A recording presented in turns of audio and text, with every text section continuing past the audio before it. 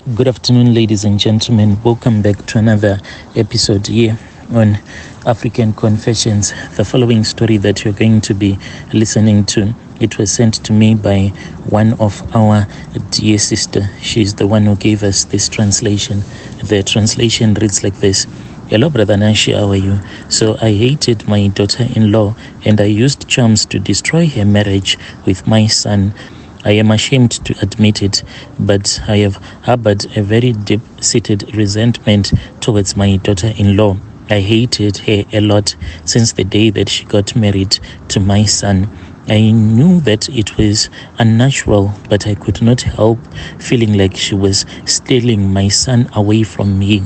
As my only child, my son always had been my world, my everything. I had devoted myself to raising him, sacrificing everything for his happiness. There were many times that I had to choose between happiness and making my son to be happy. In the end, I'll just sacrifice everything so that I can see a smile on his face. So when my son told me that he was dating this woman whom he wanted to marry, I felt as if he was betraying me. And then she came along.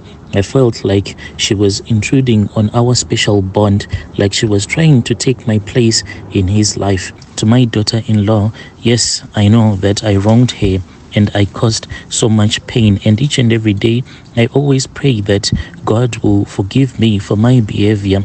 And I have been telling God that I promise that I am going to work on myself and I am going to change my character and to change everything that I did wrong, because I used to belittle her a lot. But the truth is, I had been struggling to let go. I felt like I was losing my son, like he was slipping away from me. I know to some other people it might sound as if it is something that is not rational, but I feel like she was the one who was responsible for the change that was in our relationship.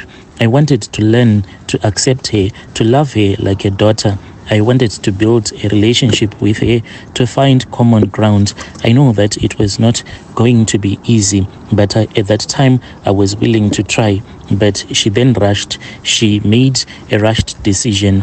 My daughter-in-law, this is what she did. She then went and she told her own mother everything that was happening between me and her. Then her mother went and she spoke with her own witch doctor.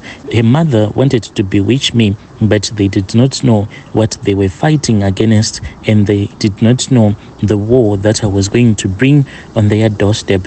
So after her mother had gone to visit the traditional healer, the moment they managed to make my son to forget about me.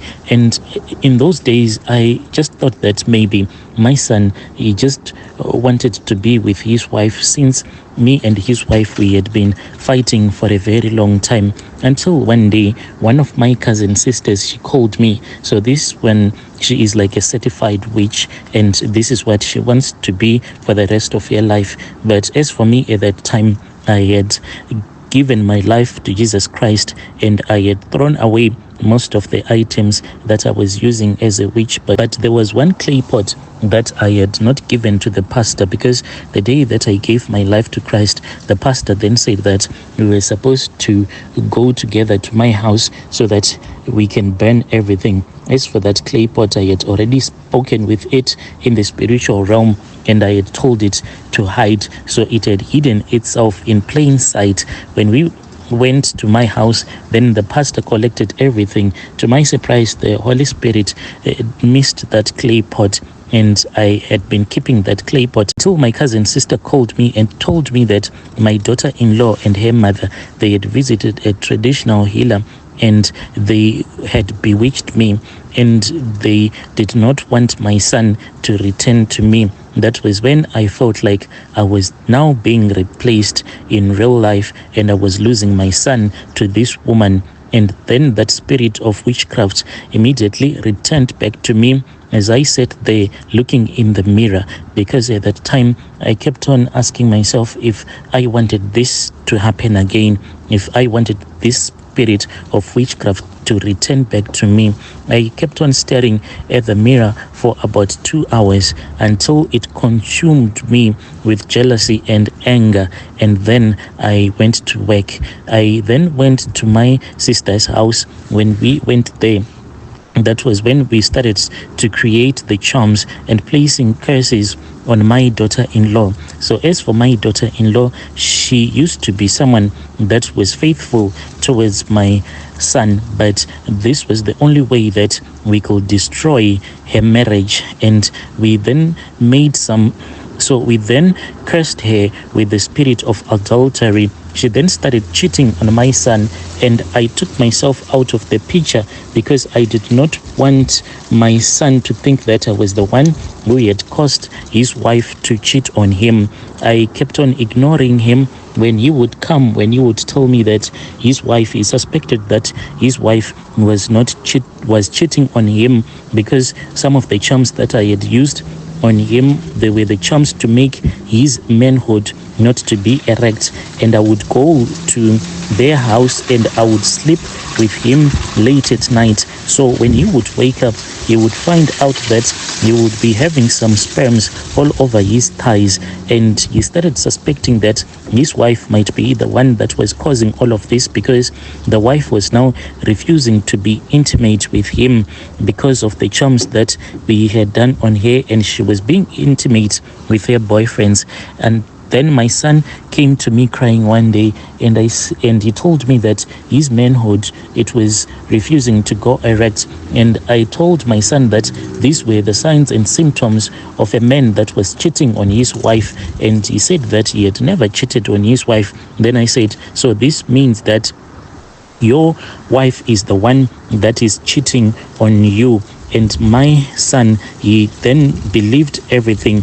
And before my son had returned back to his place, I then said that I wanted me and him to go to the Sangoma, but I said, let us wait for your auntie, my cousin's sister. So we waited. We then went to this other Sangoma, who was a friend of my cousin's sister. We went there, and he gave my son some water to drink and sprinkled some herbs. So he was told by the traditional healer to go and get some soil from his house, and this he did the next day. But early in the morning, I had gone to the graveyards where I had taken the soil from the graveyards, and then I went with that soil to that traditional healer.